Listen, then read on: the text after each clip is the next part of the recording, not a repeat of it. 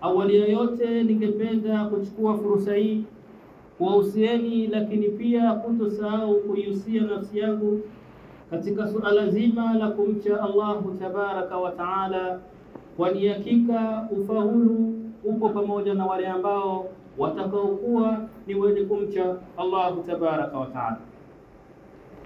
Ibadallah, amma mawdhu khutbatina al-yawma inwanuha yaqul almuhafadhatu ala salawati.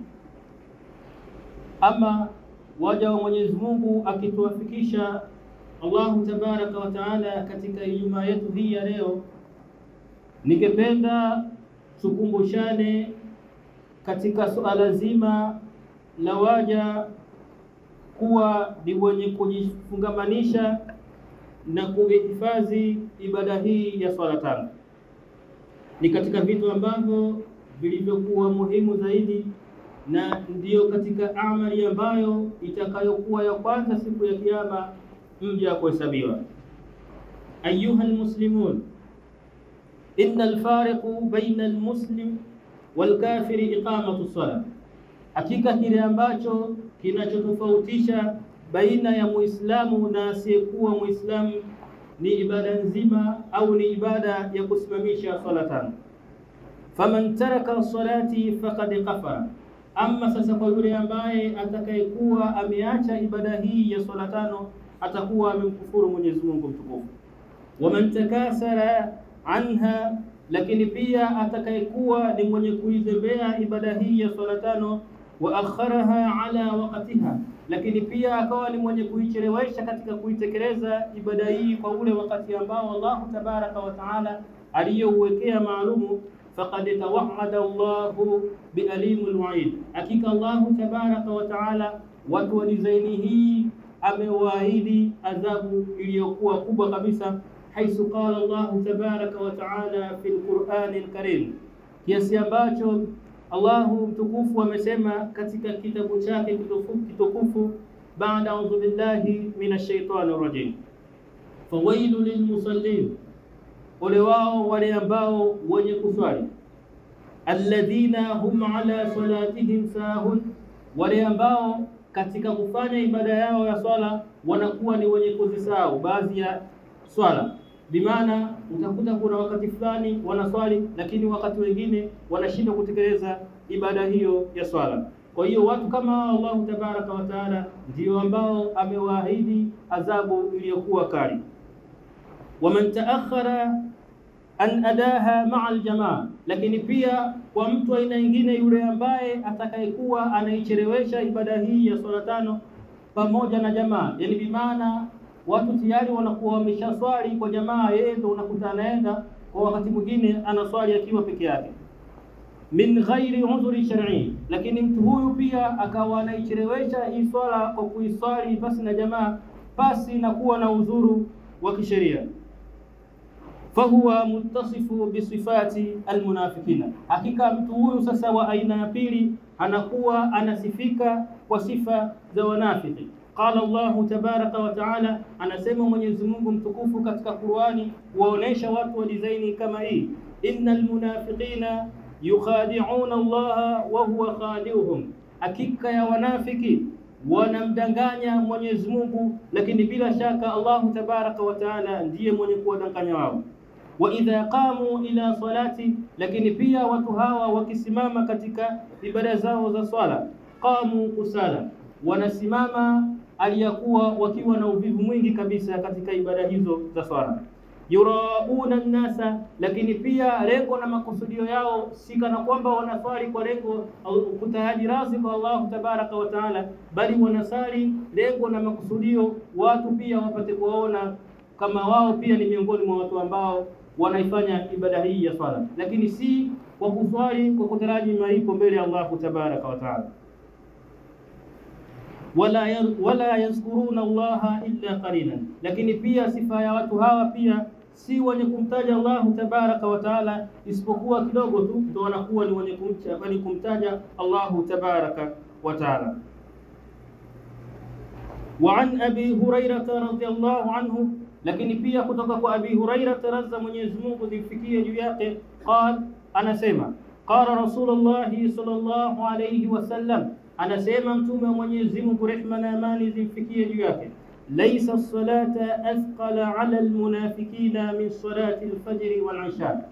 Anasema hakika hakuna swala iliyokuwa ni nzito zaidi kwa hawa wanafiki min salati al-fajr wal-isha, isipokuwa ni swala ya al-fajr na isha.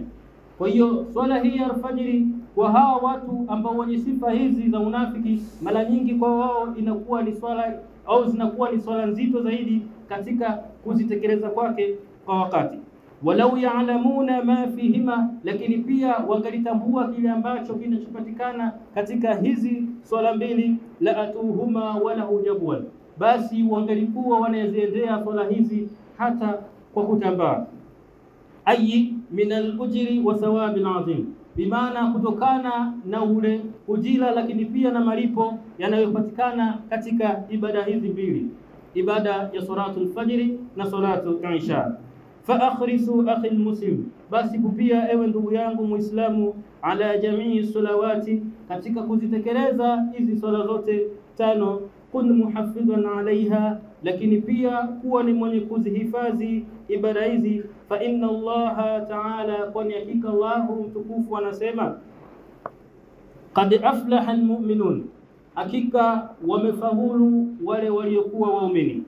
Alladhina, waumini ambao sifa zake Mwenyezi Mungu ndo anazitaja, alladhina hum fi salatihim khashi'un, ni wale ambao katika swala zao wanakuwa wenye kuzitekeleza wakiwa na khushui kabisa.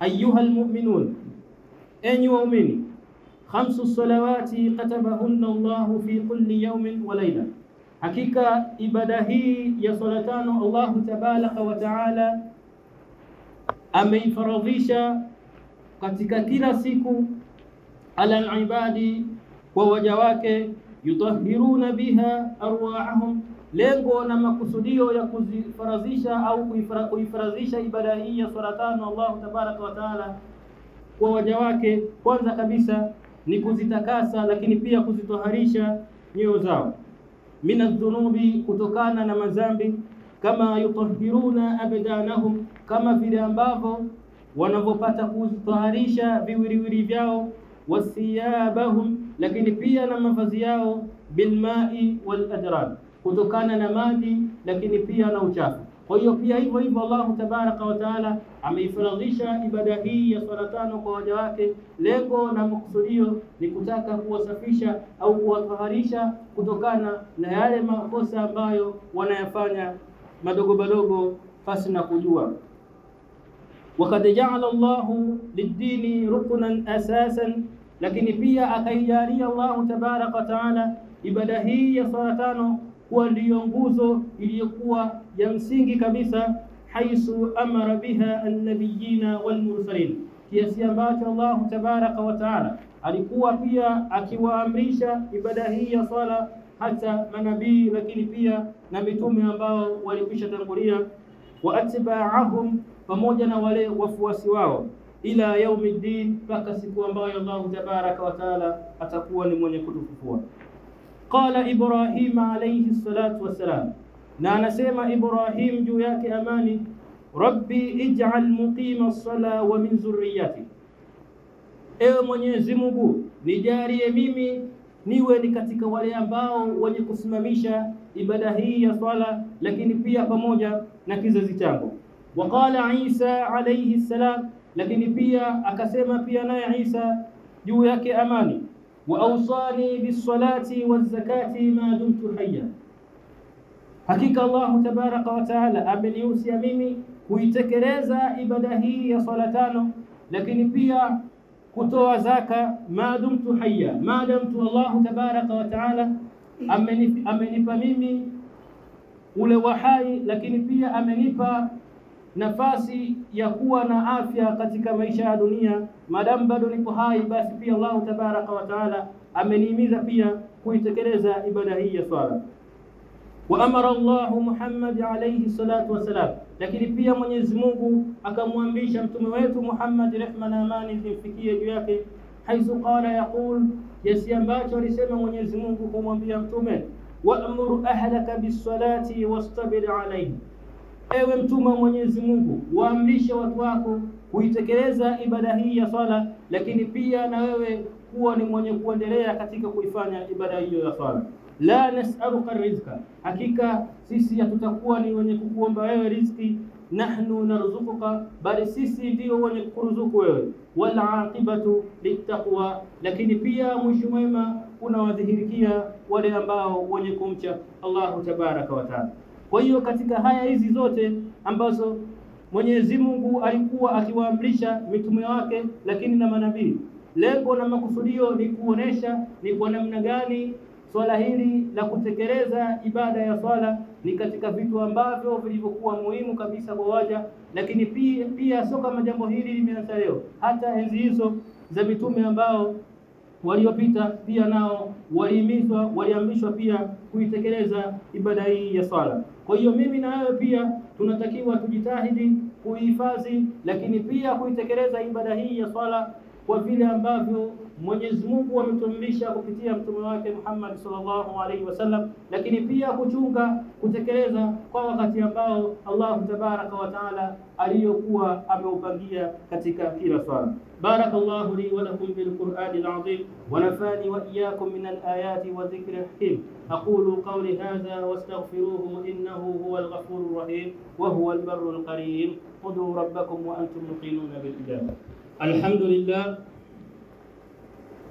الحمد لله رب العالمين، أتم علينا نعمة وأكمل لنا الدين ونهانا عن التشبه بالكفار والمشركين، وأشهد أن لا إله إلا الله وحده لا شريك له مخلصا له الدين، وأشهد أن محمدا عبده ورسوله بعثه رحمة للعالمين وأمره بجهاد الكفار والمنافقين صلى الله عليه وعلى آله وأصحابه والتابعين لهم بإحسان إلى يوم الدين. أما بعد، فيا عباد الله، أوصيكم وأوصي نفسي مرة ثانية بتقوى الله عز وجل وطاعته، فقد فاز المتقون. Enyi waja wa Mwenyezi Mungu, nawakumbusheni lakini pia kutosahau kuihusia nafsi yangu kwa mara nyingine tena katika suala zima la kumcha Allahu tabaraka wa taala, kwani hakika ya kumcha Allahu tabaraka wa taala ndiyo sababu ya kufaulu katika maisha haya ya duniani, kesho akhera. Lakini pia tukiwa tunaendelea na hotuba yetu ya pili, baada ya kuwa tumeona ni kwa namna gani Allahu tabaraka wa taala kwa kupitia ibada hii ya swala tano na kutuonesha umuhimu wake, lakini pia yale maamrisho hata kwa mitume ambao waliokuwa wametangulia juu ya swala zima hili na kutekeleza ibada hii ya swala. Kwa hivyo tutaendelea na hotuba yetu ya pili pale ambapo tulipoishia. Ibadallah, inna as-salata tukaffiru sayyi'ati al-'abdi idha adaha haqqaha wa waqafa bayna yadayhi rabbih ta'ala. Enyi waja wa Mwenyezi Mungu, inna as-salata, hakika ya sala, tukaffiru sayyi'ati, ni yenye kufuta madhambi al-'abdi, ya mja, idha adaha haqqaha, ikiwa tu mja ataitekeleza kwa vile ambavyo Allah tabaraka wa taala ameamrisha kwa kupitia mtume wake Muhammad sallallahu alayhi wasallam. Wa kama qala Rasulullah sallallahu alayhi wasallam, lakini kama vile ambavyo pia aliposema mtume wa Mwenyezi Mungu, rehma na amani zimfikie juu yake, akionesha pia umuhimu wa mja au umuhimu wa waja kuitekeleza ibada hii ya swala. Masalu salawati al-khams كمثل النهار جار على باب أحدكم كل يوم يغتسل منه كل يوم 5 مرات.